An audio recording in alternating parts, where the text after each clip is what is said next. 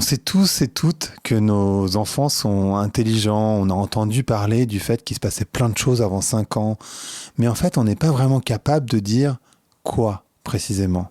Et aujourd'hui, j'ai l'immense plaisir de recevoir Nawal Habboub, qui est une scientifique, qui est une docteure en neurosciences, docteure en sciences cognitives, en fait, plus précisément, qui donne également des cours à Normal Sup, et qui est l'autrice d'un bouquin que j'ai trouvé génial, qui s'appelle « La puissance des bébés ».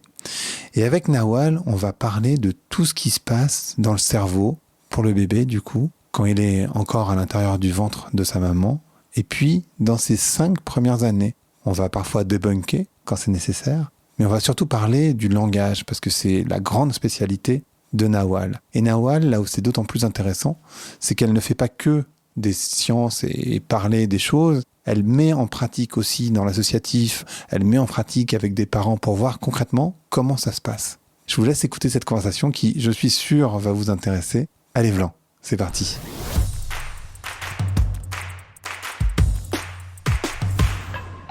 Donc bonjour à toutes et bonjour à tous, bonjour Nawal. Bonjour. Comment ça va aujourd'hui ? Ça va très bien, je suis très contente d'être là. Et ben moi aussi. On va parler de la puissance des bébés. Et je voudrais peut-être comprendre d'abord pourquoi avoir fait un bouquin qui s'appelle La puissance des bébés ? Parce que la plupart du temps, quand on parle des bébés, on parle de leur immaturité, de leur incapacité. Et moi, j'avais envie de parler de un peu l'arbre qui cache la forêt, de finalement leur grande puissance pour apprendre des choses très complexes très très vite. C'est quoi la chose peut-être la plus surprenante que tu as appris sur leur cerveau ? C'est pas commun, d'ailleurs tu l'expliques dans le bouquin, que c'est pas commun d'avoir fait des études de neurosciences sur les bébés parce qu'il faut quand même leur mettre un casque sur la tête, l'air de rien. Il faut que les parents acceptent par ailleurs. C'est quoi la chose la plus surprenante que tu as appris ? À quel point les parents ils nous faisaient confiance pour faire des expériences sur des tout petits. Parce que quand on vient d'accoucher et qu'on donne son bébé de 2 jours de vie à une doctorante qui parfois hésite sur ses gestes ou même sur les explications, je me dis vraiment, ça a été une des choses les plus surprenantes. Je ne m'attendais pas à autant d'un accueil aussi bienveillant des parents. Et puis l'autre chose vraiment où j'ai trouvé ça juste incroyable, c'est quand j'ai vu les premiers résultats de mes recherches. Je pense que quand j'ai commencé à tester des nouveau-nés et que j'ai vu les résultats, je me disais, ah mais en fait, il se passe vraiment quelque chose. Et ouais, c'est fou parce que moi, j'ai appris des tonnes de choses. Et en particulier, un des premiers trucs qui m'a vraiment interpellé, c'est le fait que le fœtus dans le ventre, il entend, il se passe vraiment des choses. Tu peux nous parler de l'évolution du cerveau du fœtus jusqu'à la naissance ? Comme tu le dis, en fait, les études sur le fœtus, elles sont très très rares parce que c'est extrêmement difficile d'accéder au cerveau d'un bébé qui est encore dans le ventre de sa maman. Et on a eu des chercheurs fabuleux, notamment français, qui dans les années 70-80 ont beaucoup exploré cette question. Et au départ, ils ont beaucoup exploré l'audition. Et c'est là où ils se sont rendus compte que les bébés, finalement, entendaient déjà pas mal de choses en fait dans le ventre de la maman. Pas n'importe quoi. Ils entendaient tout ce qui était la musique de la parole. Et on voyait qu'ils réagissaient, en plus de la musique de la parole, aux voix familières. Donc quand c'était la voix de la maman, on voyait que le fœtus, son rythme cardiaque s'accélérait par exemple. Donc c'est comme ça au début qu'on a commencé à étudier les compétences des fœtus. Et puis là, ces dernières années, on a vu un boom très important de ces recherches, parce qu'on a eu d'autres méthodes en fait qui nous ont permis de voir en ultrason, etc. Et en fait, on s'est rendu compte que par exemple, même les fœtus voyaient dans le ventre de la maman. Ah oui. Ouais, la vision, contrairement à ce qu'on imagine, elle commence déjà in utero. Et de temps en temps, ils ouvrent les yeux et ils sont réceptifs en fait à des signaux lumineux déjà très très tôt. C'est fou. Alors la question que je me suis posée, mais que je ne crois pas que tu traites dans ton livre, c'est en fait j'ai l'impression que ça pourrait être utilisé par les personnes qui sont anti-avortement. Je ne sais pas si tu t'es posé cette question-là, mais à partir du moment où tu dis en fait un fœtus, il entend, il voit, etc. En fait, il a un cerveau, il réfléchit. Enfin, il se passe quelque chose. Est-ce que ça va à l'encontre, pour toi, de toute la défense de l'avortement ? Alors, les recherches dont je viens de te parler, toutes ces choses, on les a découvertes, c'est des choses qui apparaissent au cours du 2e et 3e trimestre. D'accord, donc déjà, beaucoup plus tardivement au départ, le système nerveux, ça reste un système nerveux qui, évidemment, qui a une fonctionnalité, qui se développe, mais on n'en est pas au point de voir, d'entendre la voix de sa mère quand on est encore à 9 semaines de conception. Donc, du coup, ça, je pense que c'est aussi pour ça que les règles sur l'avortement ont été fixées à une certaine date. Une autre chose qui m'a marqué, c'est le rôle de l'alcool et aussi de la dépression de la mère potentiellement. Tu peux nous expliquer comment ça peut avoir des impacts sur l'enfant une fois qu'il est né ? Alors ça, c'est des sujets qui sont très complexes à aborder et aussi très tabous. C'est aussi pour ça qu'on les a eus finalement tardivement. Même encore, le sujet de l'alcool in utero, ça reste toujours un débat, ça reste toujours, même si on sait que c'est interdit, on sait que ça existe. Voilà. Et ce qu'on a appris ces dernières années, c'est à quel point l'alcool a un impact beaucoup plus important que ce qu'on imaginait. Alors, il y a un syndrome qui est connu qui s'appelle le syndrome d'alcoolisation fœtale, où ce sont des enfants qui ont des malformations physiques, ils vont avoir par exemple les mains palmées, ils vont avoir par exemple des muscles qui vont manquer, et ils vont aussi avoir des retards mentaux. Mais c'est un spectre, donc ça veut dire qu'en fonction de la sévérité et du degré d'alcoolisation auquel ils ont été exposés in utero, ce sont des enfants qui vont avoir plus ou moins certains troubles. Et comme en fait, actuellement, on ne sait toujours pas les fenêtres un peu temporelles qui nous disent là, il faut boire, là, il ne faut pas boire. Donc on dit à toutes les mamans, ne buvez pas pendant la grossesse parce que chaque période peut être importante. Donc voilà, ça c'est une chose qu'on a appris sur l'alcoolisation. Et sur la dépression, ça aussi c'est très intéressant. Et ça permet aussi d'avoir une meilleure prise en charge de ces mamans qui vivent des grossesses dans des contextes psychiques particuliers. Et donc, on a vu qu'il y a des recherches qui ont montré que quand elles sont sous antidépresseurs, ça a des effets notamment sur ce que nous, on appelle les périodes sensibles dans le développement du langage. On voit que ce sont des enfants qui, parfois, ont encore des perceptions très universelles de la parole. Ça veut dire qu'ils se spécialisent un peu plus tard. Donc peut-être on rentrera dans les détails un peu plus ça peut-être plus tard, mais ça veut dire quand même qu'il se passe quelque chose sur l'apprentissage, il se passe quelque chose au niveau de leur biologie et de la maturation de leur cerveau. Et ça, c'est des résultats, je crois que les premières recherches là-dessus, ça date de 2015, donc c'est hyper récent. Et je pense que c'est des sujets qu'on va de plus en plus traiter pour dire à quel point c'est important. Mais du coup, la dépression de la maman ne génère pas nécessairement une dépression de l'enfant. Alors oui, je vois ce que tu veux dire. En fait, on sait que les enfants qui vivent dans des contextes où ils ont eu des parents qui ont vécu que ça soit des phénomènes de dépression ou qui peuvent avoir des maladies psychiatriques comme la bipolarité, etc. Il y a à la fois un caractère un peu de prédisposition, c'est-à-dire ça va être des enfants qui vont être plus vulnérables, plus fragiles, mais ça ne veut pas dire qu'ils vont le développer nécessairement. Ça veut dire que cette prédisposition, elle est là. Et si on met un environnement, si cette maman elle est accompagnée, si ses parents ils sont accompagnés, si l'enfant aussi, il y a probablement beaucoup de chances que cet enfant ne développe pas. Mais par contre, si c'est des enfants qui, à la fois, cumulent un environnement familial compliqué, une vie compliquée, une école, une non prise en charge de tout ça, ce sont des enfants qui sont plus à risque et on sait que ce sont des enfants qui vont développer des troubles plus dépressifs. Ce sont des enfants on va avoir des prévalences, donc on va avoir plus d'enfants qui vont présenter ces troubles-là, par exemple. Et ça, c'est des choses dont on ne prend pas assez conscience. Par rapport à ça dans nos politiques publiques. Et alors, des trois questions que je t'ai posées, que ce soit l'alcool, la dépression, non, c'est les deux d'ailleurs, je me dis ça met quand même beaucoup de pression sur les mamans, nécessairement. Est-ce que c'est noir ou blanc ou parce que tu disais il y a des spectres, mais moi j'avais entendu dire il vaut mieux une maman qui boit un verre de temps à autre plutôt qu'une maman qui soit complètement stressée, ou pareil pour les cigarettes. Est-ce qu'il y a une notion de quantité? J'imagine que oui, quand même. Comme je te l'ai dit juste avant, par exemple pour l'alcool, on sait qu'effectivement, plus les bébés sont exposés in utero à l'alcool, plus on va avoir un degré important de ces choses-là. En fait, c'est vrai que ce que je pense, c'est que le fait de pouvoir maintenant savoir ça, moi, à mes yeux, c'est justement ça qui va aussi nous permettre de mieux aider ces parents qui sont parfois dans des difficultés. Et parfois, on était dans des générations où je pense que nos parents ils ont fumé. Je pense qu'il y a plein de mamans qui fumaient et à l'époque on savait pas ce que ça faisait le tabac sur le cerveau de l'enfant. On savait que ça faisait des bébés plus petits, mais c'était tout ce qu'on savait. Et puis l'alcool c'était c'est pas grave, tu peux aussi. Et puis finalement maintenant on sait aussi ça aide les mamans à se sentir. Toutes les mamans en général font très attention à savoir qu'est-ce qui va faire du mal à leur bébé. Donc à partir de ce moment-là, c'est des choses aussi on va les aider. On va leur dire regardez en sachant ça, c'est des choses qui vont vous permettre de vivre une grossesse plus épanouie. Je préfère voir ce côté-là dans ces découvertes que le côté justement fataliste. Ouais. Et d'ailleurs en parlant de fatalisme. Ce que tu expliques quand même, c'est qu'il y a une immense importance de la petite enfance. J'aimerais bien que tu nous expliques d'abord ça, parce que la question que j'ai derrière, c'est le déterminisme. Mais j'aimerais bien comprendre d'abord pourquoi la petite enfance, donc la petite enfance c'est 0,5 ans, quoi, en gros, pourquoi c'est si important et qu'est-ce qui se passe à ce moment-là dans le cerveau de l'enfant? Eh bien, la petite enfance, pourquoi c'est important et qu'est-ce qu'on a découvert qui nous a montré à quel point c'était important? C'est surtout les recherches qui ont été faites sur les fenêtres d'opportunité. Et nous, en science, on appelle ça les périodes sensibles. Je te donne un exemple, et c'est ça qui a été un peu ce qui nous a permis de découvrir ça. Ça a été ces fameuses histoires de Victor de l'Aveyron, ces enfants qu'on a retrouvés dans certains contextes où pendant un certain temps, ils n'ont pas été exposés ni au langage, ni à l'affection, Et on a vu que ces enfants, ils se développaient pas de la même manière. Et surtout que, non seulement ils développaient pas de la même manière, mais on n'arrivait pas à réverser certains troubles. Victor de l'Aveyron, par exemple, il a été retrouvé à 9-10 ans et puis finalement, cet enfant, malgré tout ce qu'on a fait comme effort pour l'aider à apprendre à parler, c'est un enfant qui n'a jamais réussi à avoir une syntaxe correcte.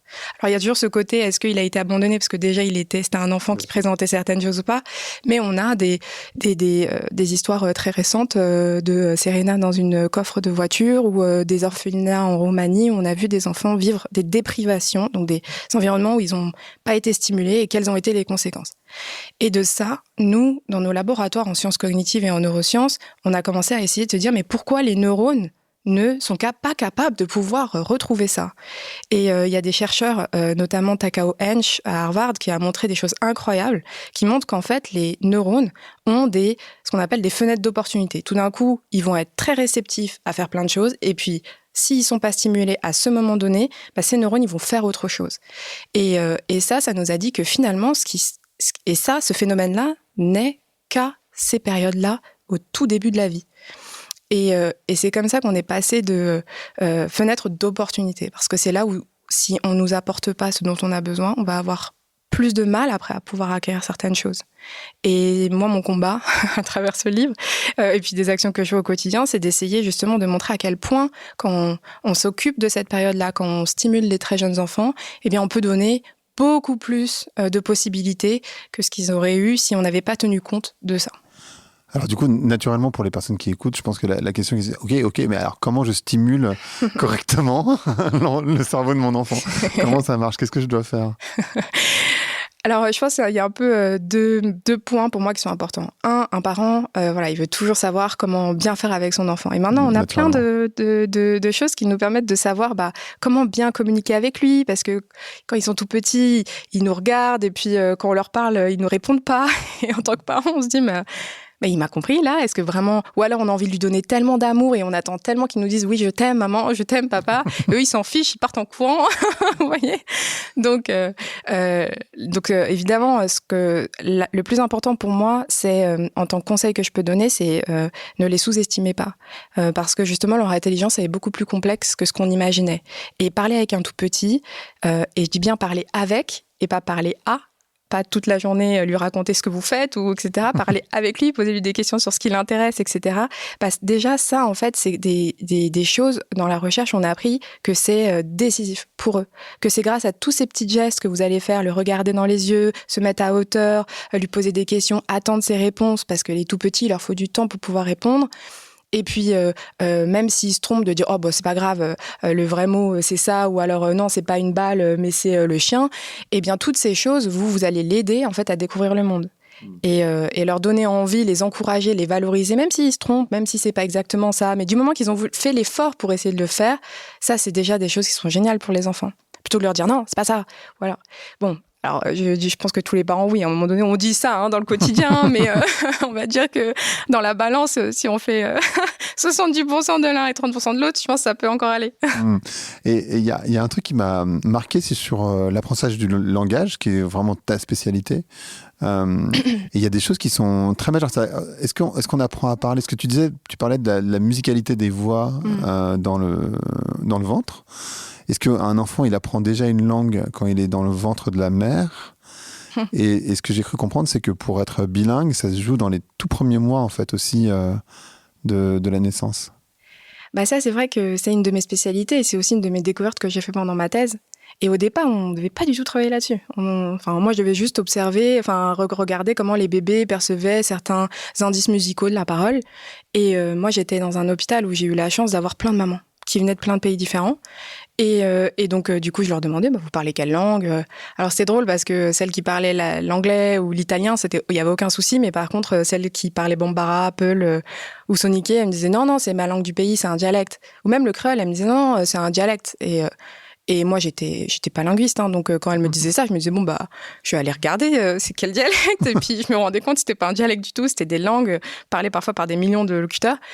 Et donc tout ça pour dire qu'au fur et à mesure, j'ai commencé à récolter pas mal de données, mais j'avais des soucis dans mes analyses, c'est-à-dire que je voyais des signaux qui étaient bizarres. Je voyais que parfois j'avais des artefacts, j'arrivais pas à vraiment interpréter ce que je voyais. Et quand j'ai commencé après à me dire, mais finalement, il faut peut-être qu'on regarde les langues maternelles, parce que peut-être ça joue. Et j'ai séparé mes groupes, et là, j'ai vu qu'effectivement, entre mes bébés bilingues, donc ça veut dire mes nouveau-nés de 2 jours, qui avaient entendu du français et une autre langue, versus juste les monolingues français, avec des mamans monolingues, bah, je voyais des différences énormes.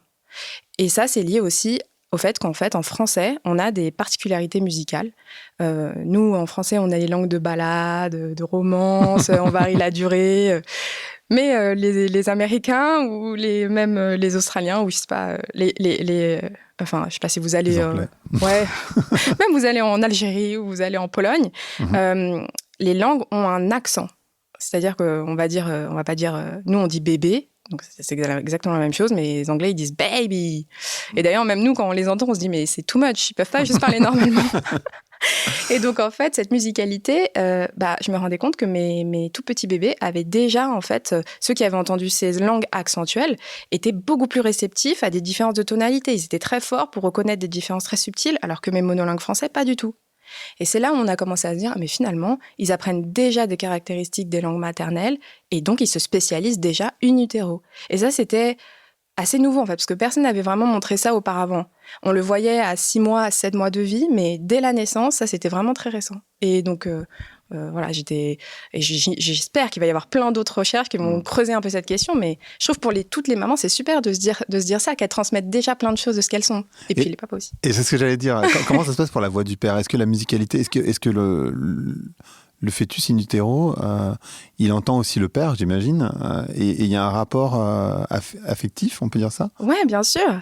En fait, là, alors c'est drôle parce que pareil, on a beaucoup étudié la voix de la mère, mais le papa, on l'a beaucoup mis de côté, nous, en sciences. Alors, je pense que c'est parce qu'il y avait tellement à découvrir déjà avec la maman que peut-être... Mais du coup, là, depuis, je sais pas, peut-être 15 ans, il y a beaucoup d'études qui sont faites sur la voix des papas. Et ce qu'on retrouve comme résultat, c'est que quand les papas ont parlé au bébé in utero, notamment dans le dernier trimestre de grossesse, eh bien, à la naissance, on voit que les bébés reconnaissent la voix du papa. Et ça, c'est quand même super, parce que ça veut dire que un lien se crée déjà, même si voilà, vous portez pas l'enfant. Et par ailleurs, cette préférence, elle augmente en fait au fur et à mesure de la première année. Donc vraiment, un lien peut déjà se créer, même si vous portez pas l'enfant. Et ça, c'est aussi pour les mères porteuses ou pour toutes ces grossesses qui peuvent être différentes. Je te disais tout à l'heure, un des trucs qui m'a surpris, c'était l'apprentissage du bilinguisme. Parce qu'en fait, ça se joue hyper tôt. Tu peux nous expliquer ça aussi ? Parce que c'est très très tôt. C'est-à-dire que passer 1 an, c'est déjà trop tard. C'est ce que j'ai compris en tout cas. Peut-être que j'ai mal compris. En fait, je pense que j'ai tellement mis l'accent sur il faut les simuler très tôt que je pense que tout le monde maintenant aura mais tant mieux, vaut mieux ça plutôt que l'inverse. En fait, le bilinguisme précoce, il apparaît très tôt si la mère et le papa parlent autant une langue que l'autre. Et donc ça, si ça commence déjà in utero et ça continue pendant la première année de vie, effectivement, les bébés déjà, on voit apparaître des effets du bilinguisme à la naissance, mais ça s'amplifie pendant pendant 7 à 12 mois, on va dire ça comme ça. Et là, on voit vraiment apparaître des spécialisations pour les sons de la langue, pour la grammaire de la langue. Et on voit effectivement que dès 7 mois, les bébés bilingues ont déjà appris les grammaires de leur langue, l'ordre des mots. Notamment, d'abord c'est le verbe dans certaines langues et après c'est le sujet. Par exemple, en japonais, c'est Tokyo ni, je vais à Tokyo. Enfin, c'est à l'inverse de nous. Donc, et ça, les bébés l'apprennent dès 7 mois. Même s'ils ne parlent pas. Même s'ils ne parlent pas. Et c'est ça qui est fou. C'est ça qui est fou. C'est ça qui est fou. Mais alors, ça ne veut pas dire qu'on ne peut pas devenir bilingue après 7 mois. Hein. D'accord. Moi, comme ça, je rassure. C'est ce que j'avais compris. Moi, mais par contre, justement, ce qu'on a découvert sur les périodes sensibles, c'est que c'est des périodes optimales pour le cerveau. Ça va être le plus facile pour lui de l'apprendre. Après, passer ces périodes-là, c'est pas que ça va être impossible, ça va être plus difficile. L'effort que vous allez devoir fournir pour pouvoir parler une autre langue, elle va être, à partir de 7 ans, 8 ans, ça va être de plus en plus difficile. Et c'est pas pourtant que c'est impossible, parce que moi, je parle anglais, mais par contre, j'ai toujours mon accent de française. Quand je dis Manhattan, je dis Manhattan, je dis pas Manhattan. Donc voilà. Mais bon, c'est pas grave, ça fait un charme aussi, mais ça n'empêche que pour pouvoir maîtriser du coup parfaitement les langues et les sonorités, il va falloir s'entraîner très très très longtemps et de manière très intensive. Alors qu'un bébé, en quelques mois, en quelques années, il le fait. C'est intégré.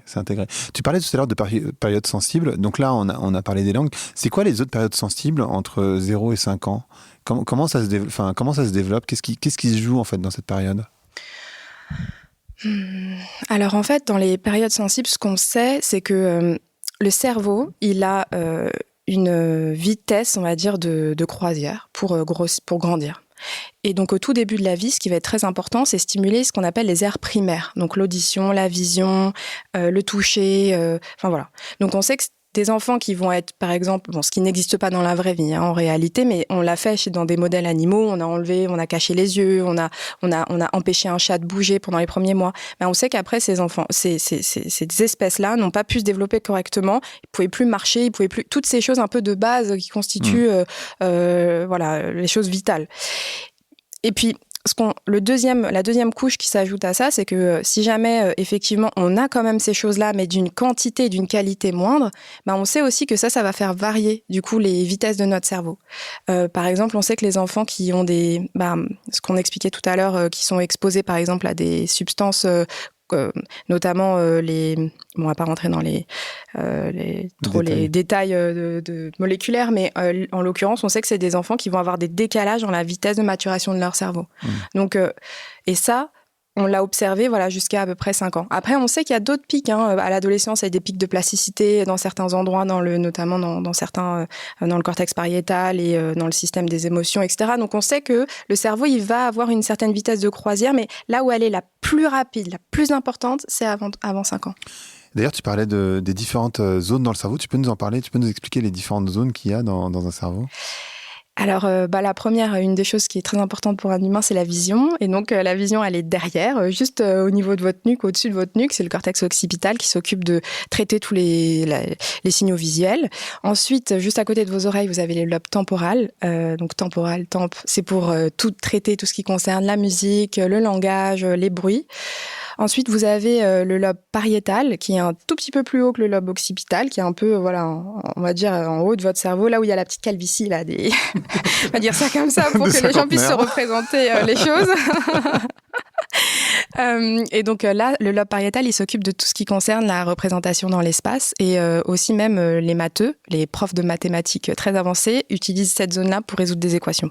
Donc on sait que c'est une zone importante dans tout ce qui concerne l'approche spatio-temporelle mathématique.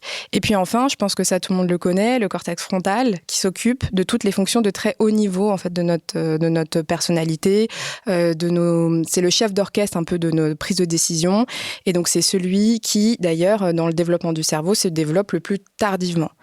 Pourquoi ? Parce qu'en fait, pour pouvoir gérer toutes ces hautes fonctions cognitives, il faut bien être entraîné pendant des années et des années. Et on sait que la maturation, parfois, ça arrive jusqu'à 25, 30 ans. Je pense même qu'il y a certaines manips qui montrent ce serait un peu plus tard, mais à confirmer. Voilà. Et tu parlais de plasticité du cerveau. Est-ce que le cerveau, il est plastique déjà, qu'est-ce que ça veut dire? Et puis, est-ce que c'est vrai toute la vie? Et du coup, de ce que tu dis, c'est que c'est vraiment particulièrement vrai dans les 0,5 ans, c'est ça? Oui, alors en fait, donc, dans le livre, j'en parle pas mal de dire, on a dit que c'est plastique, mais plastique, finalement, c'est pas le bon terme parce que c'est comme s'il pouvait se déformer, se reformer à l'infini, alors qu'en réalité, notre cerveau, il peut pas faire ça. D'ailleurs, malheureusement, si les personnes qui ont des AVC... si on aurait cette plasticité, les gens retrouveraient tout de suite la parole si jamais ils la perdent, ils pourraient retrouver leur personnalité, voilà. Donc du coup, ce qu'on sait, c'est que la capacité du cerveau à se réorganiser, c'est-à-dire que, je te donne un exemple, une enfant qui avait des crises épileptiques très importantes, et les crises épileptiques en général, elles se situent dans le lobe temporal. Et elle, malgré tous les traitements médicamenteux, elle n'était pas réceptive. Donc, dès qu'elle faisait des crises, la pauvre, c'est des crises qui sont très importantes. Donc, il y a des neurochirurgiens qui ont découpé une zone dans son cerveau, dans le lobe temporal, et notamment à gauche. Et il faut savoir que cette zone elle est très importante pour le développement du langage. C'est tout, toi, moi, on active cette zone-là. Ils ont resséqué cette partie-là chez cet enfant. Et ces médecins à cette époque étaient, voilà, ils disaient, est-ce qu'elle va pouvoir parler normalement? Et cet enfant, on a vu que les zones du langage sont passées à droite. Et elle parle normalement. Elle a un QI normal. Elle n'a pas de problème sur d'autres aspects. Et alors que si ça s'était arrivé à une personne de 45 ans, on n'aurait pas pu retrouver ça. Parce qu'en fait, à ce moment-là, le cerveau est encore en train de s'organiser, se réorganiser, et il est le plus puissant pour le faire. Et donc, c'est pour ça que cette notion de plasticité, c'est pas vraiment... Elle a des propriétés particulières en fonction des âges. Et donc, c'est pour ça que ce qui va se passer en termes d'acquisition de compétences et de stimulation en fait intellectuelle est très importante pour pouvoir justement faire grandir ces réseaux-là pour qu'ils puissent après derrière se sentir assez à l'aise pour faire n'importe quoi. J'ai envie de dire ça comme ça. Et il y a une chose qui m'a surpris aussi, c'était sur finalement les émotions, l'empathie ou d'autres qui n'était pas forcément inné, c'est ça, de ce que je comprends, c'est acquis quand même. Ça vient pas naturellement. C'est ça qu'on a beaucoup appris ces dernières années. En fait, il y a eu des périodes dans l'histoire de la science et notamment des neurosciences, c'est de dire il y a tout qui est génétique. Si vous avez ça, c'est génétique. S'il y a ça, c'est génétique. Et puis, on a eu justement des données qui nous ont montré que c'était pas... On pouvait avoir des prédispositions génétiques, mais pour autant pas les développer. Par exemple, vous pouvez avoir vos 2 parents diabétiques. Si vous, derrière, vous mangez pas du sucre toute la journée et vous mangez pas gras salé, voilà, vous ne le saurez pas. Donc, ça veut dire qu'il y a bien d'autres choses qu'on peut faire dans son environnement pour faire en sorte qu'on déjoue un peu cette fatalité. Et pour revenir à ta question sur justement, finalement, l'empathie, mais comme plein d'autres compétences sociales, en fait, notre cerveau, quand on est le bébé, a des réseaux qui vont permettre de traiter ces informations sociales. Par exemple, un nouveau-né qui vient de naître, si jamais il y a un autre bébé qui va pleurer à côté de lui, il va commencer à pleurer. Ça s'appelle la contagion émotionnelle. Donc, ça veut dire qu'il reçoit ce signal émotionnel. Et lui, comme il est en train justement d'apprendre à gérer ses émotions, il va, au fur et à mesure du temps, arrêter. Enfin, au début, il va pleurer parce qu'il va réceptionner ça et puis il va apprendre à réguler ses émotions. Mais nous, les humains, on a cette contrainte de ces compétences, elles ne peuvent s'acquérir que si on nous aide à le faire. Et donc, c'est là où l'éducation rentre en compte, parce que l'empathie, comme toute autre compétence, s'entraîne en fait, s'apprend. Contrairement à ce qu'on imagine, c'est pas naturel en fait d'être empathique. Et c'est pas naturel d'apprendre le langage. Tout ça, on doit être stimulé pour pouvoir le faire. D'ailleurs, tu parlais de la gestion des émotions. Comment ça se passe? Parce que je pense qu'il y a plein de gens qui sont complètement perdus avec leurs enfants, en particulier quand ils sont en bas âge. Mais comment ça se passe, la gestion des émotions chez un enfant? Pourquoi parfois il pleure et on ne comprend pas, en fait il n'a pas faim. Enfin voilà, on n'arrive pas à saisir. Qu'est-ce qui se passe dans son cerveau? Alors les pleurs, c'est vraiment on va dire, le problème le plus complexe qu'a un parent à résoudre. et que les scientifiques, par ailleurs, ont aussi un gros problème là-dessus, parce qu'il n'y a pas, à ma connaissance, il n'y a pas non plus beaucoup de recherches là-dessus.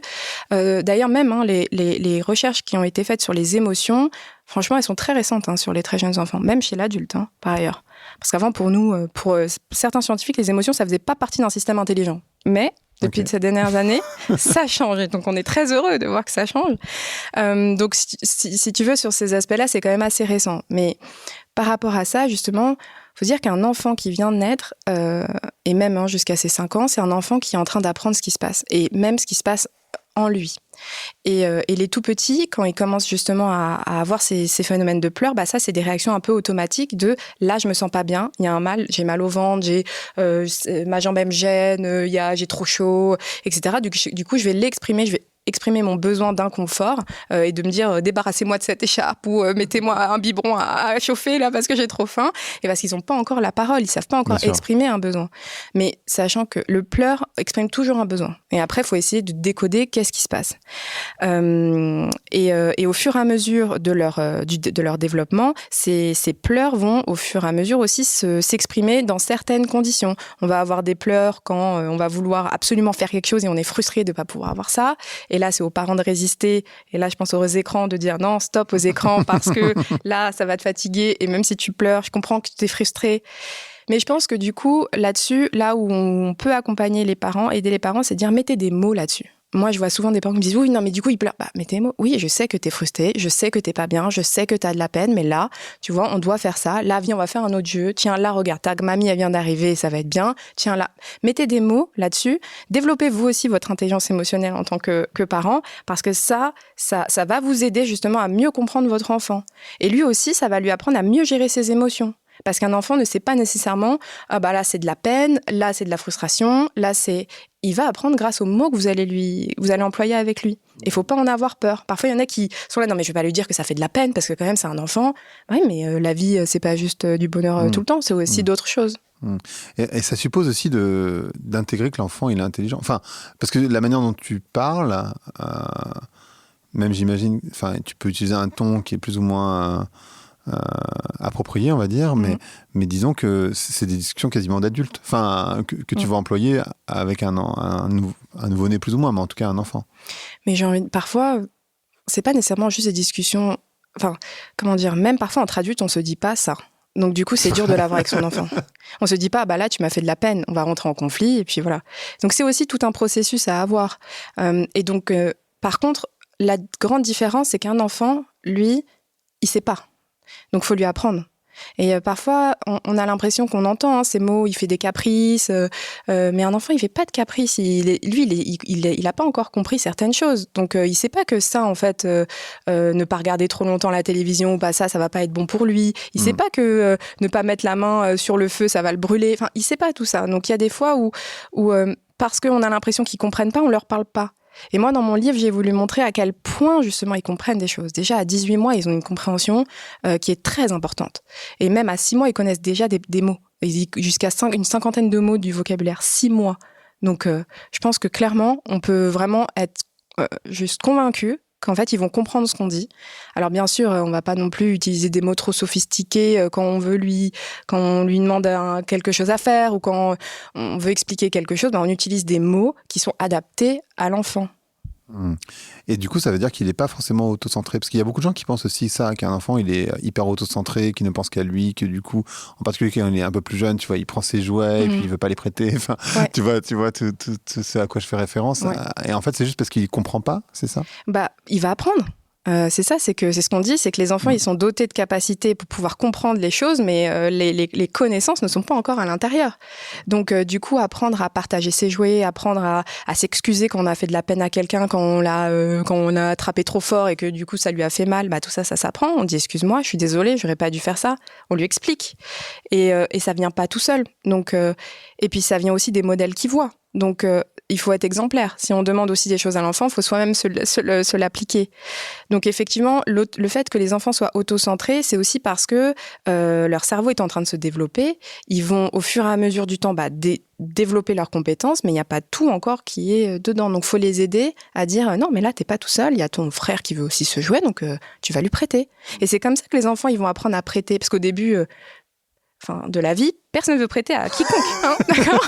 C'est pas naturel. C'est pas naturel, ça s'apprend. Et c'est pour ça que ces règles morales, c'est très important aussi qu'ils les acquièrent tôt, parce que c'est ce qui va leur permettre après, derrière, d'être plus à l'aise quand ils seront en collectivité, quand ils seront à l'école, etc. Et de laisser tout faire. Alors bon, on est aussi dans une... Je sais qu'il y a différents courants en ce moment en psychologie ou dans l'accompagnement des enfants, mais les règles, le cadre, c'est très important.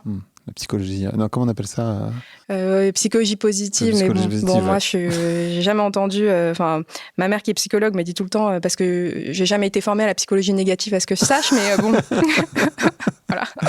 Il y a un fun fact que j'ai lu dans le livre qui était pourquoi, est-ce que tu peux nous expliquer pourquoi le cerveau des humains il est particulièrement plissé ?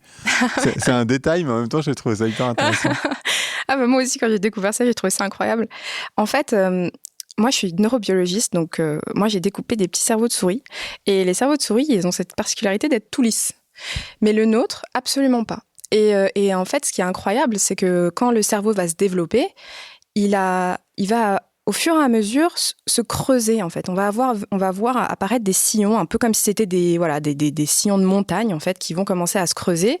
Et par exemple, entre la 27 semaines d'aménorrhée, donc dernier trimestre de grossesse jusqu'au terme à 39, on voit qu'ils se plissent de plus en plus jusqu'à après même 3-4 ans. Et ces plissements, c'est pas n'importe où, parce qu'en fait, les sillons principaux, on les a tous pareils au même endroit. Alors parfois, ça va varier d'un petit millimètre ou deux, mais globalement, on a à peu près tous ça. Et donc, pourquoi ça se plisse, et c'est ça qui est l'explication qui est hyper intéressante, c'est que pour gagner en place, pour pouvoir mettre plein de neurones, il faut qu'on plie en fait les surfaces et les tissus. C'est un peu comme quand, je donne ça comme exemple dans le livre, c'est un peu comme quand vous rangez vos couettes ou vos housses de couettes, vous êtes obligé de les plier parce que c'est hyper en surface, c'est compliqué de mettre tout au même endroit. Donc du coup, ça c'est un phénomène en fait qui nous montre que ça, c'est spécifique d'ailleurs à l'espèce humaine et ce qui nous montre que c'est pour ça que nous sommes dotés de si hautes compétences cognitives, c'est parce qu'on a des tissus cérébraux beaucoup plus importants qui nous permettent de placer plein de compétences à plein d'endroits dans notre cerveau. Donc j'imagine que si on étalait un cerveau, en fait, ça serait beaucoup plus grand que la taille d'un crâne. Et il y a certains chercheurs qui disent que c'est la taille d'un oreiller, une tête d'oreiller. D'accord, ok. Donc tu peux faire. Je te dis pas de faire le test, hein, non, mais tu peux regarder ce que c'est la taille d'un oreiller. Alors j'ai pas prévu de faire le test. Sinon tu peux aller dans certains laboratoires, ils te le font, ils te montrent après. D'accord, ok. Mais je vais pas le faire avec le mien. Mais alors, la question que je me pose, donc tu dis les plis c'est les mêmes. Est-ce que les enfants ils naissent égaux ou alors parce que en fonction de la manière dont les parents, alors il y a la manière dont la mère à consommer alcool, cigarettes, etc. On a vu ça tout à l'heure. Il y a aussi la manière dont tu parles au fœtus. Mais est-ce que tu nais égaux ou pas à la fin ? Je pense que ça, c'est une question hautement philosophique. Je pense que pour pouvoir répondre à ce type de questions, il faudrait plusieurs thèses. Mais en tout cas, moi, c'est cette question qui m'a amenée à faire ces recherches-là. Parce que on sait qu'on est dans un monde où concrètement, en fait, on n'est pas tous égaux. Hein. On ne naît pas dans les mêmes familles, on ne naît pas dans les mêmes pays, et on n'a pas accès aux mêmes ressources. Et en réalité, moi, au tout départ, moi, c'était sur ça que je voulais travailler. Sauf qu'en France, on ne travaillait pas vraiment sur le développement de l'enfant en fonction des différents milieux socio-économiques. C'était un peu des tabous, ça. Alors que dans d'autres pays, pas du tout. Mais ça, je pense que c'est aussi propre à la France et à son histoire.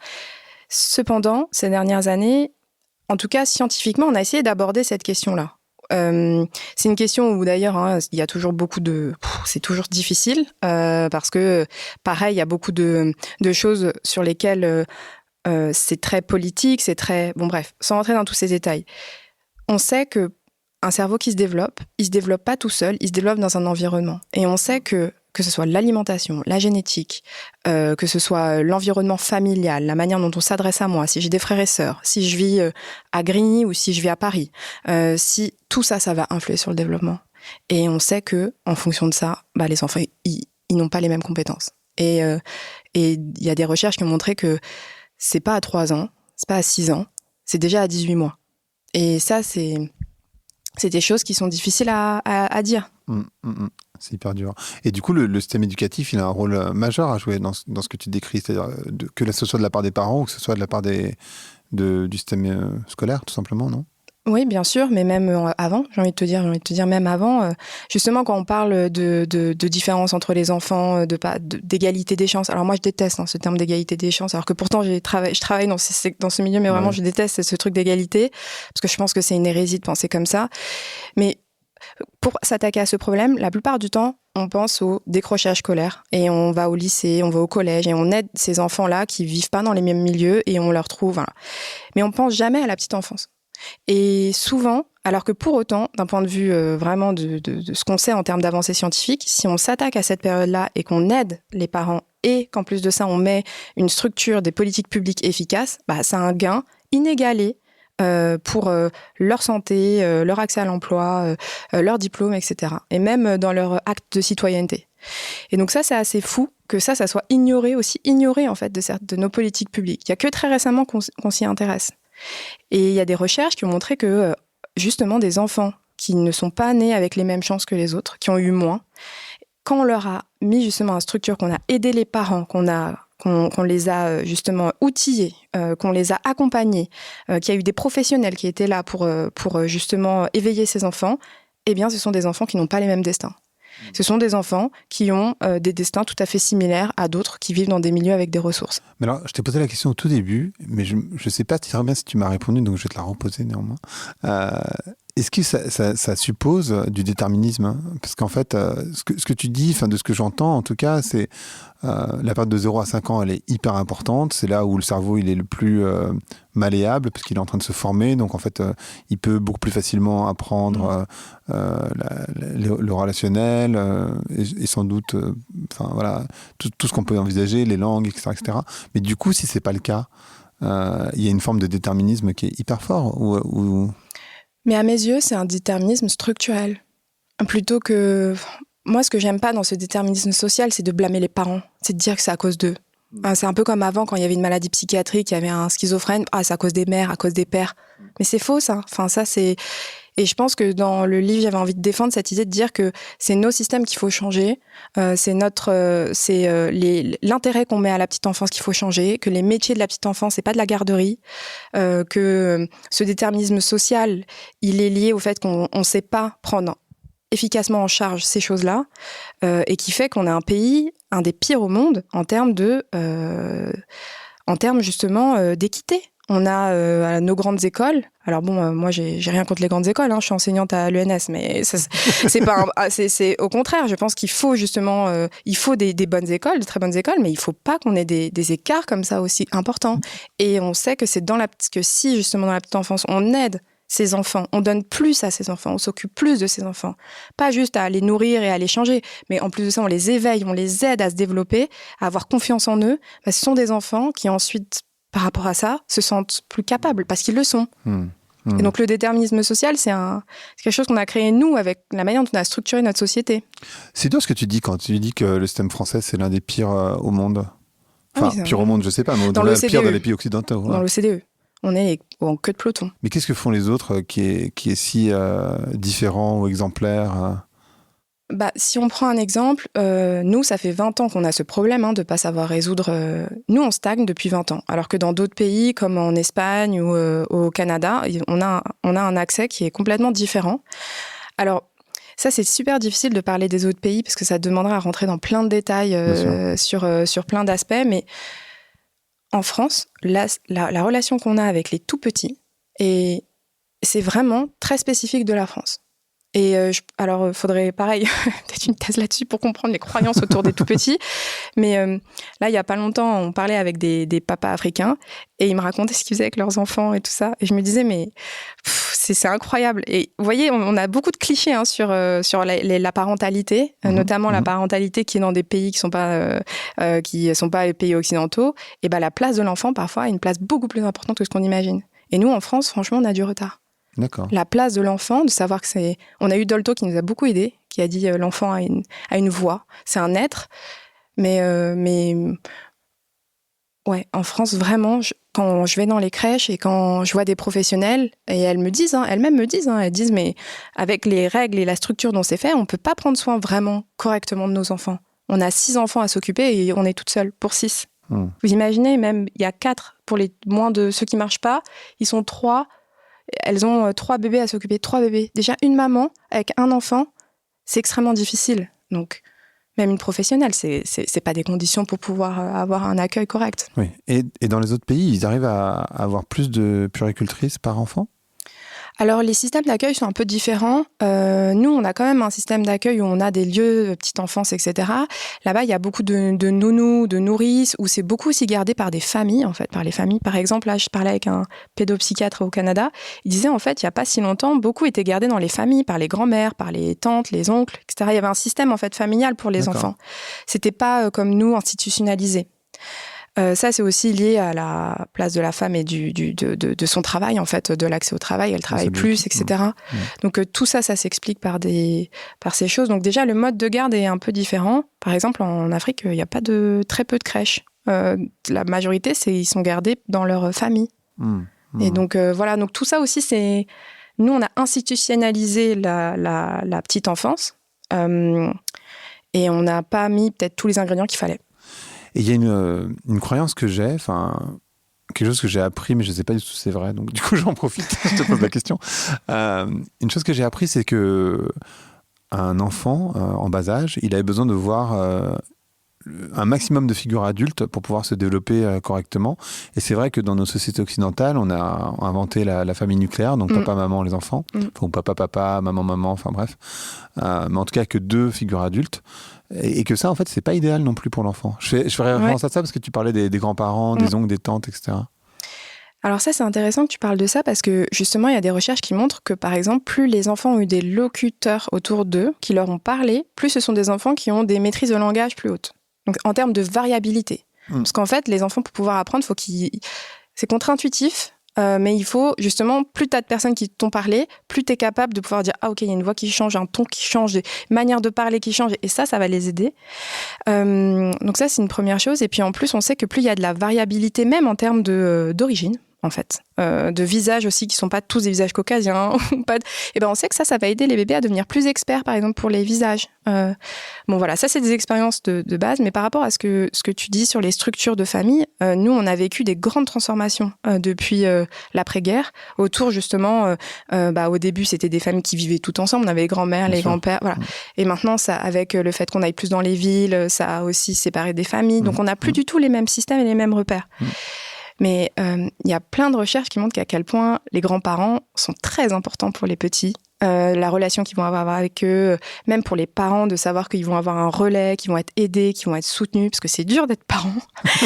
C'est très dur. Et il faut profiter des expériences de ces parents quand évidemment il y a des bonnes relations et qu'il y a une bonne entente, hein, bien sûr, pour ça. Et quand on a déstructuré un peu tout ça, ça a mis en difficulté.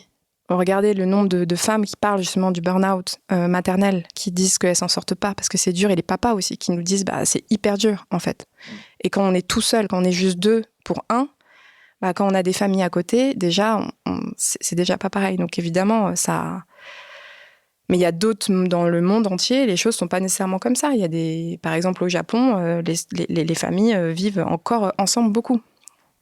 Donc, en fonction des cultures, et j'imagine que sur le continent africain, ça bouge aussi. Ah oui, tout à fait. Donc, les systèmes occidentaux qu'on a maintenant en termes de représentation de famille, on voit que ça met en difficulté.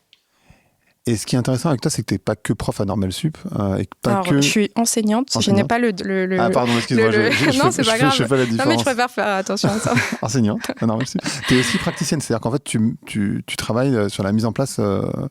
concrètement sur la mise en place en particulier de l'éducation des enfants. Comment on met en place, comment on fait les différences ? Alors en fait, moi quand j'étais en recherche fondamentale, je me disais c'est trop bien ce qu'on est en train de découvrir, mais on n'arrive pas à l'appliquer.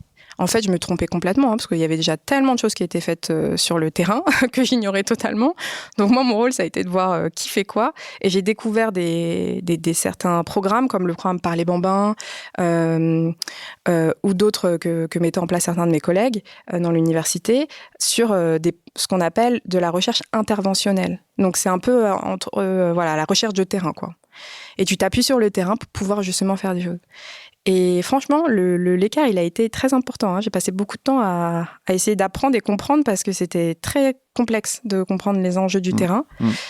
Et donc, du coup, ce qui est super chouette, c'est que en alliant ces deux choses-là, il se passe vraiment des choses incroyables. Enfin, les programmes auxquels j'ai participé, justement sur donner plus à ceux qui ont moins, on voit que ça marche en fait. Et ça, c'est assez incroyable de voir ça quand on est chercheur aussi, de se dire « Ah, mais quand on mesure tout et qu'on fait ça, et qu'en plus de ça, on a le terrain avec nous qui font un boulot incroyable, en fait, on montre des trucs incroyables. » Et ça, en France, ça n'existe pas en petite enfance. Donc en fait, il faudrait investir sur la petite enfance, c'est ça que tu dis finalement. Investir sur la petite enfance, mais aussi même sur des projets un peu plus applicatifs de ce que nous, on fait en sciences cognitives. Il y a énormément de choses où on peut aider. Enfin, une des choses qu'on fait dans mon cours, c'est justement d'essayer d'utiliser les sciences cognitives pour des enjeux de demain. Et donc, du coup, la petite enfance, bien sûr, parce que ça, c'est ma passion. C'est quelque chose qui me tient vraiment à cœur, et etc. C'est vraiment des convictions que j'ai profondes. Mais il y a aussi d'autres enjeux. Il y a aussi la transition écologique, il y a aussi la santé, il y a aussi la lutte contre la pauvreté. Il y a plein de choses sur lesquelles les sciences cognitives, elles ont un mot, et il n'y a pas assez d'initiatives. Mais ça démarre. Donc, moi, mes étudiants, ils travaillent sur ça. Donc, ils font des trucs d'ailleurs incroyables. Donc, Et j'ai interviewé dernièrement le CEO de Babylou, tu vois, donc Babylou, les crèches. Ouais. Et il me disait qu'en Allemagne, par exemple, c'est assez courant que les enfants ils puissent avoir accès à des fours, En fait, ils apprennent des choses qui sont beaucoup plus... Enfin, en France, jamais on ferait ça. et en fait, ils ont... Enfin, la question que je me pose derrière, parce que tu parles d'écologie, c'est est-ce qu'on devrait leur apprendre plutôt à être dans la nature, les plantes, etc., qui sont pas des apprentissages qu'ils ont aujourd'hui? Est-ce qu'on devrait leur apprendre plus des choses manuelles, qu'ils apprennent pas non plus des tonnes aujourd'hui? On se concentre beaucoup en France sur l'intellectuel. Comment tu vois ça, toi? Bah, je pense qu'effectivement, le fait qu'ils puissent multiplier les activités, quelles qu'elles soient, c'est hyper bénéfique. Et quand on regarde le programme qu'il y a dans les activités pédagogiques d'une crèche, on se rend compte que c'est pas aussi varié que ça parce que tout simplement, elles n'ont pas les moyens. Franchement, elles n'ont pas les moyens pour aller dans la nature. Ça demanderait des choses qu'elles n'ont actuellement pas. Mais moi, je suis complètement d'accord là-dessus. Je pense que ça serait fabuleux. Mais encore une fois, parce que faut se dire que les crèches, et ça peut-être le CEO là, de Babylou, il t'en a parlé, avant, c'était des lieux de gardiennage. Les enfants, ils arrivaient, on les mettait dans des tourniquets, on les déshabillait, on leur disait retirez vos vêtements contre les virus. Ici, on va vous donner à manger, on va vous changer. Puis voilà. Il n'y a que maintenant, il n'y a pas si longtemps, on parle de projet pédagogique.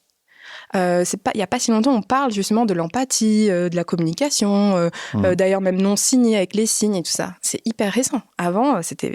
D'ailleurs, par exemple, les directrices de crèche, c'est souvent des infirmières, puéricultrices. Ouais. Donc, l'accès le soin, la santé, c'était la priorité dans les lieux d'accueil. Et la pédagogie, l'éveil intellectuel, ou même... aller dans la nature, c'est un éveil intellectuel, puisque c'est bien sûr. Apprendre à voir comment la nature, elle se développe, etc.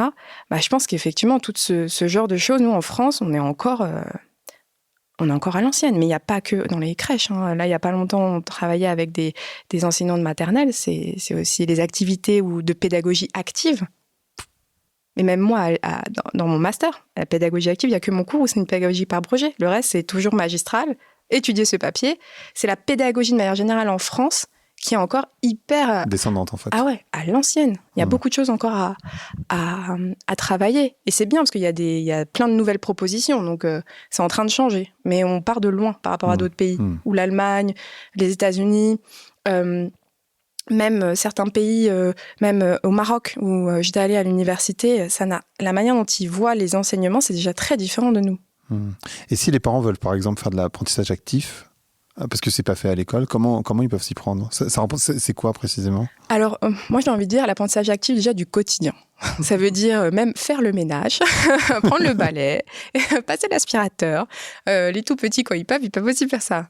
Ils peuvent aussi aider à faire la cuisine, ils peuvent aider à faire... c'est pour ça, tu parlais de four juste avant, ils peuvent aider à faire ces choses-là. Parce que les enfants, ils sont curieux de tout. Hein, et puis surtout, en plus, quand ils voient les adultes faire des choses, ils disent « Ah ouais, mais ça a l'air d'être intéressant, ça, moi aussi j'ai envie de faire. » Et souvent, on dit « Non, t'es trop petit encore pour faire ça. » Non, en fait.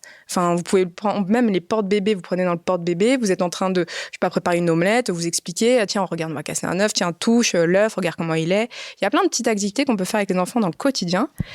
Et après, si on veut faire des choses un peu plus élaborées, alors, j'ai envie de dire, il y a le classique gommette, etc. Hein. Mais il y a aussi d'autres choses. Vous pouvez amener les bébés au musée, vous pouvez amener les bébés à des concerts de musique classique, ou des musiques d'afro, j'en sais rien. Enfin, voilà ce que je veux dire, vous voyez, en fonction de vos passions. Et ils sont capables, et justement, vous allez voir à quel point ils s'amusent, ils adorent découvrir de nouvelles choses.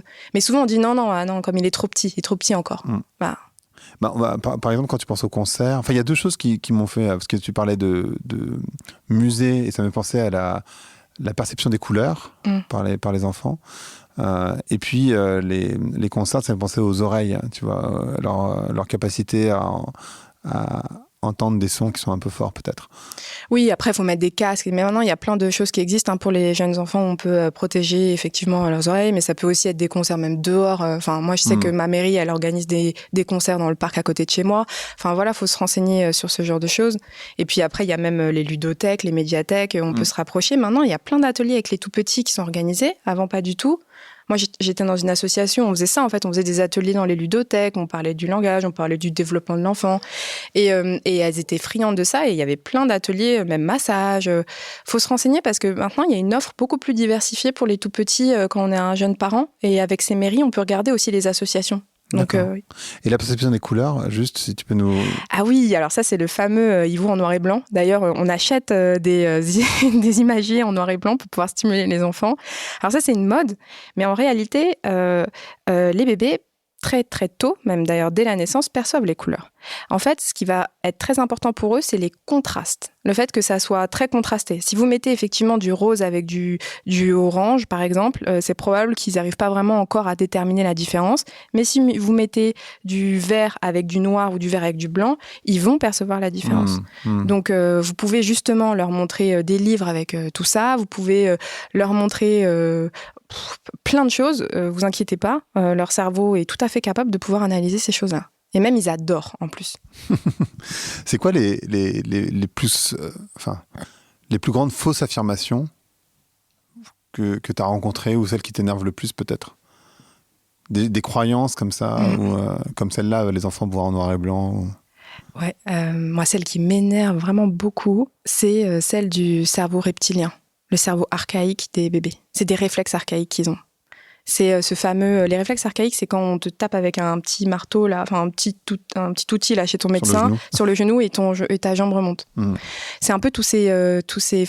Maintenant, moi aussi, j'ai appris que le cerveau, à la naissance, il avait des réflexes reptiliens ou ce genre de choses. Je l'ai appris. Et puis, en 10 ans, ça a complètement disparu, en fait. Parce que on a découvert des choses qui nous ont montré que c'est absolument pas le cas. Parce que les bébés ont des compétences très sophistiquées. Et c'est pas juste des réflexes, en fait, de se tourner quand il y a une voix qui arrive. C'est pas juste des réflexes de téter. C'est pas... Tout ça, en fait, c'est des choses ils sont dotés d'outils très puissants à la naissance. Et ce sont sains, en fait. Et donc, parce que le cerveau reptilien, tout ça, c'est ce qui va donner raison à ces gens qui disent « c'est pour ça qu'ils mordent, qu'ils griffent, c'est un peu comme les animaux, il faut les dresser ». Ça me fait des frissons, ça m'énerve. Et puis, l'autre chose aussi où vraiment, je sais pas si ça m'énerve, mais c'est plutôt, ça m'interpelle, c'est ils comprennent pas, pourquoi tu parles comme ça? Et ça, c'est des choses qui m'interpellent. Dire, mais justement, il faut lui expliquer, en fait, pour qu'il comprenne et qu'il apprenne. Par exemple, dire il a touché, je sais pas, il a pris un truc qu'il fallait pas prendre. Mais non, prends pas ça. Tu lui dis ça c'est pas bon pour toi, c'est dangereux. Et en fait, c'est un peu comme si dans un sens il y a des choses où c'est le respect. Tu vois, parfois j'ai l'impression le respect, parfois on en a manqué. Ou après, je sais que tout ça c'est des choses qui sont, comment dire, on a tous nos sensibilités. Mais je pense que ça, c'est ma sensibilité, c'est de sentir parfois où on a l'impression qu'ils ne sont pas respectés, qu'on les humilie. Ça, c'est des choses que je ne supporte pas. Et je pense que c'est pour ça, mais on ne parle pas, ils ne comprennent pas. Ça, c'est de l'humiliation pour moi. C'est comme si tu disais à quelqu'un, même quelqu'un qui ne sait pas parler ta langue, parle en français, je ne comprends pas. C'est humiliant, tu vois, c'est le même truc que je ressens, moi. Et je pense que c'est pour ça qu'avec les bébés, j'avais mon combat. Et peut-être la dernière question que j'aurais, c'est quelle est justement la question que tu aimerais qu'on te pose, qu'on ne te pose jamais et qui te semble essentielle? S'il y en a une, hein. Moi, j'ai essayé de couvrir autant que je pouvais. Mais... Attends, je réfléchis. Une question qu'on ne me pose jamais. Peut-être... qu'est-ce que vous savez pas encore, qui vous manque, qu'on comprend toujours pas? Je pense qu'on n'arrive toujours pas à comprendre comment aider vraiment certains enfants. Ceux qui ont des maladies neurodéveloppementales, ceux qui ont des troubles. Et ça, ça c'est des choses où vraiment on doit vraiment faire plus de recherches, on doit vraiment comprendre ce qui se passe avec ces enfants. Parce que on les voit tous et on les voit en difficulté. Et donc, je pense que peut-être ça, c'est des choses qu'il faudrait peut-être plus aborder. Pas mal. Non, mais hyper intéressant. Le podcast s'appelle Vlan, donc je voudrais savoir à quoi tu veux ouvrir et où. Tu fais l'un ou l'autre, hein. Claquer la porte. Tu peux faire les deux aussi, c'est comme tu veux. Je claque une porte pour en ouvrir une autre, ok? Vas-y. Donc, je claque la porte des préjugés négatifs sur les bébés. Ils sont pas capables, ils sont trop immatures, ils vont pas comprendre. Et puis, de toute façon, faut faire ils ont le temps. Non, il y en a qui ont pas le temps, faut s'occuper d'eux, faut les aider.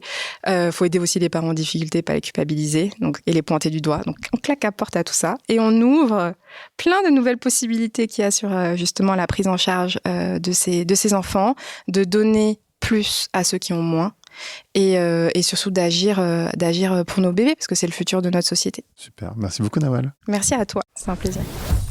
Merci d'avoir écouté Vlan. Si vous avez aimé l'émission, n'hésitez pas à mettre des étoiles sur vos plateformes de podcast préférées. Vous pouvez aussi partager l'épisode sur vos réseaux sociaux, Instagram Stories, Facebook, LinkedIn, où vous voulez. Je suis Grégory Pouy, vous pouvez me retrouver sur l'intégralité des plateformes sous le nom Greg from Paris. Si vous avez des idées pour des invités, si vous avez des commentaires, n'hésitez surtout pas à m'envoyer un message. Allez, merci et à bientôt.